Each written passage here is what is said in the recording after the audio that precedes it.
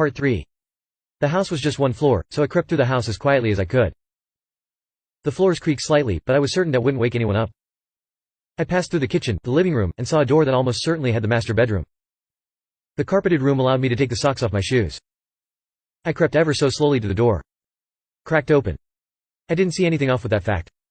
I opened the door with a small push, and was greeted very sternly by the barrel of some kind of weapon in my upper chest. "I saw you following me, asshole. Now get the fuck out of my house before I vaporize you," he said. The man was fully dressed and had evidently been waiting for me.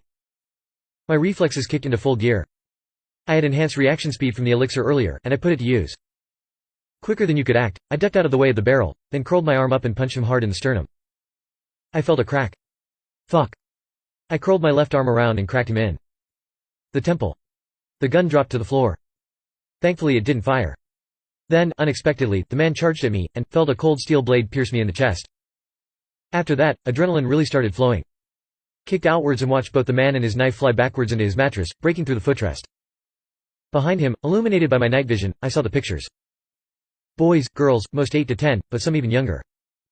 I finally realized the kind of human trash was hunting. This might be fun.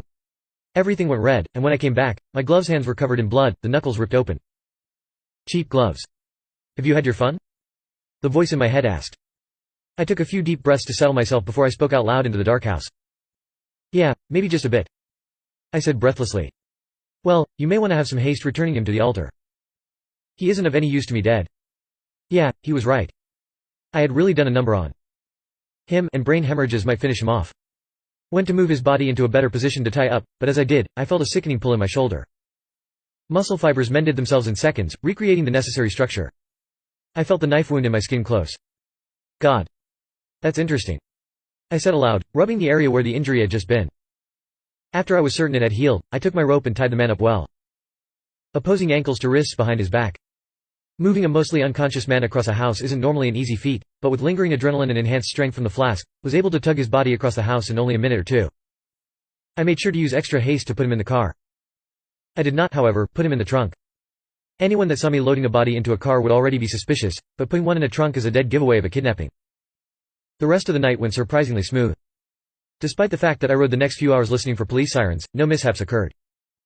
When I reached the sewer system that led to the altar, all I had to do was unload the man from the car, check his pulse, and drag him to the altar.